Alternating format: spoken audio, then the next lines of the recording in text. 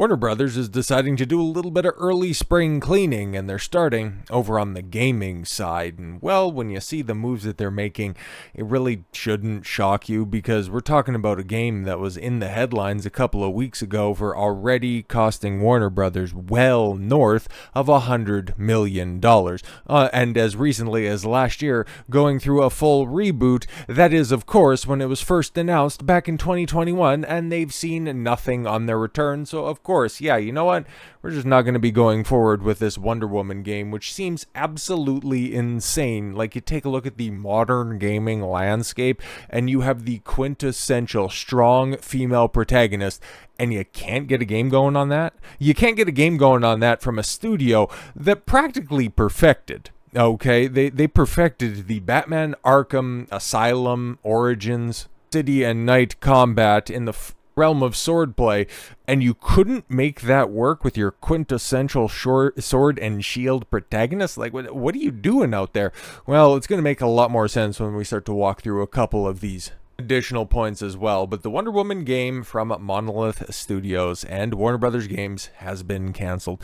Monolith is also being shut down as part of the larger cuts at Warner Brothers Games. The publisher will now focus on, okay, let me get this straight, Harry Potter, Game of Thrones, and Mortal Kombat, as well as DC. Let me just check again. Okay, so Wonder Woman's under the which banner is that again? The Mortal. No, well, he kind of had that cross. NetherRealm Studios did do Injustice, but that's right, DC. So you want to cancel a DC game to focus on DC games. That's great. That's also like the rumored Arkham Batman game that Rocksteady is going to get rewarded with for their poor performance on another game that ended up arguably being the impetus for this move. But honestly, man, you take a look at that roster of, at one point in time, powerhouse IPs. We talked about it just recently. Actually, the video will be coming out over the weekend, because there's another IP that Warner Brothers sort of kind of has IP rights to that could also be thrown into that group. And also, I mentioned Monolith in that video as well, so that's something to look forward to, of course. But holy crap, how many of those IPs do they have right up there? Like, there's only one of them that you could kind of take out of that, like Harry Potter. It's one of those, it's almost a Teflon IP at this point in time, but it all kind of depends on what's going to happen with that Harry Potter series that's going to be coming in a couple of years' time, which apparently John Lithgow just let loose the confirmation he's going to be Dumbledore. Not over the moon about that, but he is a fantastic actor, and if he can pull that off, and it shows the care and attention that is going to be given to that franchise and to that specific series, man, as somebody who's not like the biggest Harry Potter fan, but I'm a sizable Harry Potter fan, okay? Ain't read none of those Harry Potter books, but I've watched the movies at length, and I'm on that side of the fence, okay? I'm a film Harry Potter fan, so probably a Philistine to a lot of Potter files that are out there. But then again, you take a look at your average Harry Potter fan, especially the ones that are online, and Potter files is probably a little bit too close to some of their other proclivities. But I digress. Like, looking at, okay, Game of Thrones, oh boy, is that not a beaten and battered IP in and of itself. Take from the shows whatever you will. For me, it's about 3 and a few additional episodes and seasons of good television, and the rest of it, well, from season 5 onwards, like, it's just misery simulator, both in writing quality and in tonality. Like, season 5 gets way too much love, and it's trash from there on out. But season 1 of House of the Dragon, I think everybody who came back to that, had a very good opinion of it. And season 2 is far more divisive. I think that there's probably more good than there is bad, but there is a considerable amount of bad. Where it goes from there, who knows? And what can we expect from the Duncan Egg, the Knight of the Seven Kingdoms, the Hedge Knight, or however protracted and drawn out the title of that series is going to be? I don't know what takes longer to complete, saying the name of that series, or the gap between George actually writing a book.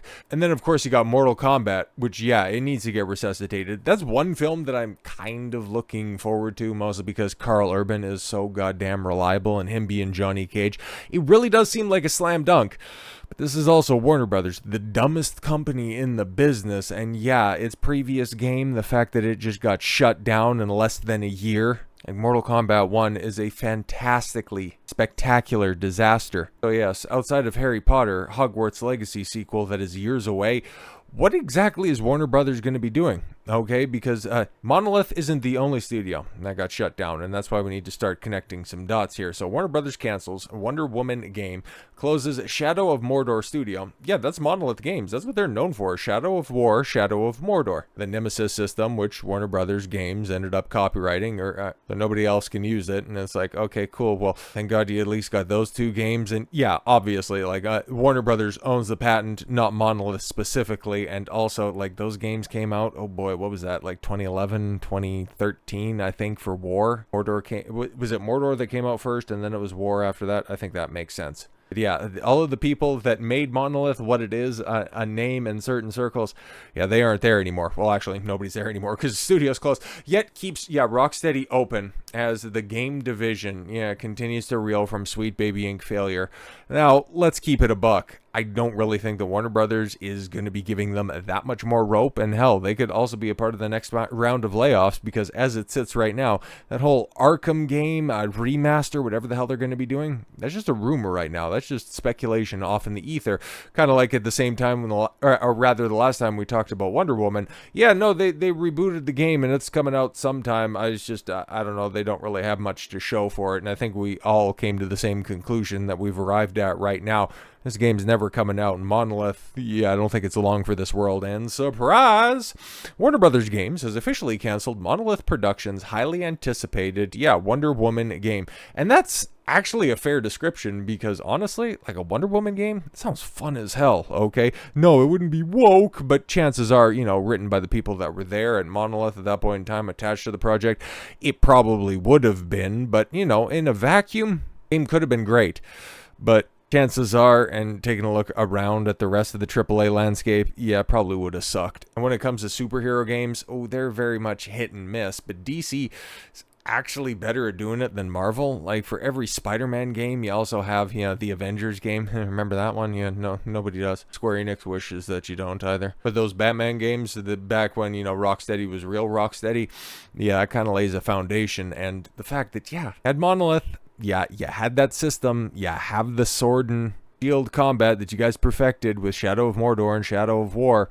It was a match made in heaven, but it was presided over by the demons of hell. The decision comes amid ongoing fallout from Suicide Squad Kill the Justice League's catastrophic failure. Yes, exactly, a debacle tied to Sweet Baby Inc. Well, yeah, and then you also take a look at the people that were attached to this game, and well, it doesn't really surprise anybody as to why there was so many resources pumped into this project and so little has actually been produced. The studio is also closing down First Player Games, the MultiVerus studio. Yeah, another project that is getting shuttered, I think at the end of next month, at the end of March. She's done finito. It's either at the end of March or at the end of May, but I think that's X-Defiant and Ubisoft, and they're in similar levels of trouble, but another topic for another time. And Warner Brothers Games San Diego in a massive shakeup of its gaming division. Yeah, that's crazy. 3 studios end up getting the axe, and 2 of them are fairly prominent, and another one is a significant support studio. So this is big stuff, okay? Sweet Baby Inc., yes,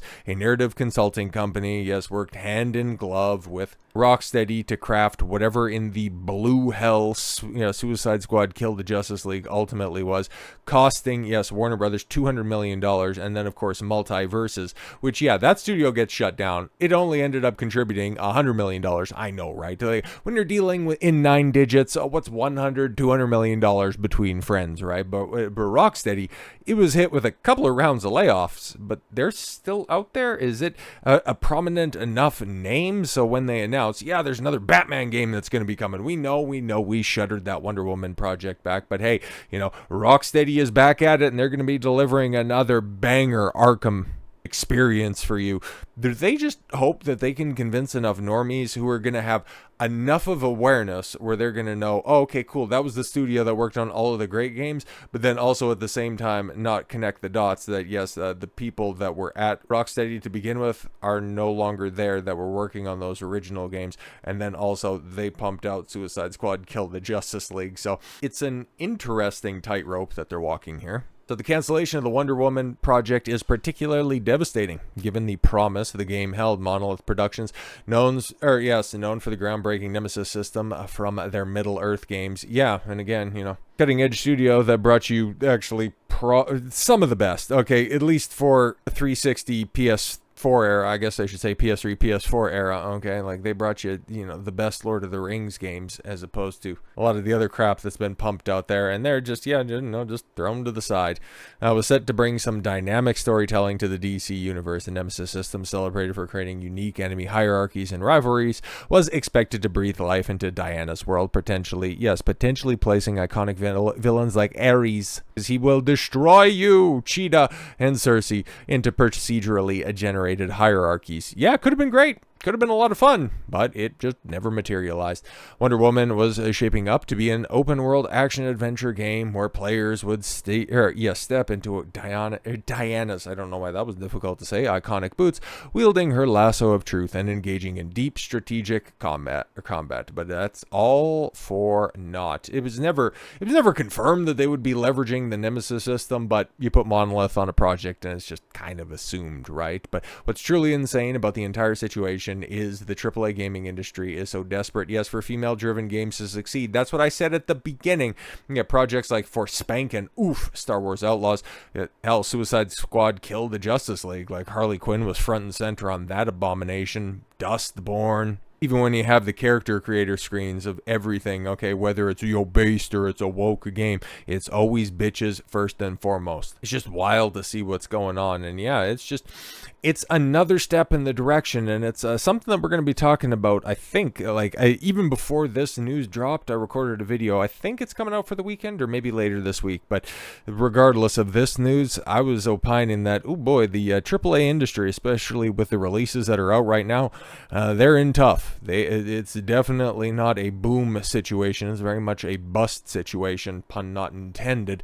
And we're just waiting for something to pick up the slack. And honestly, you take a look at the release schedule for the rest of the year, there's a couple of bright spots. But other than that, the indie market needs to pick up the slack. That's for sure. Because AAA is very much, and no, this isn't just a Warner Brothers or Ubisoft thing. Yeah, they're on the brink, okay? And Nintendo, they're going to be fine. The Switch 2 is probably going to be the big news coming out of gaming this year, but they better have enough gas in there to revive the rest of the industry. Otherwise, it's going to be first-party titles coming out on console gaming and very little else, because everybody's going to be scurrying over to Steam because they ended up killing the market with stupid goddamn decisions and lazy motherfuckers working. So with all that said, thank you all very much for the gift of your time. I've been Don Consuelo. I want you to follow your gut and get after it. Take care, everyone.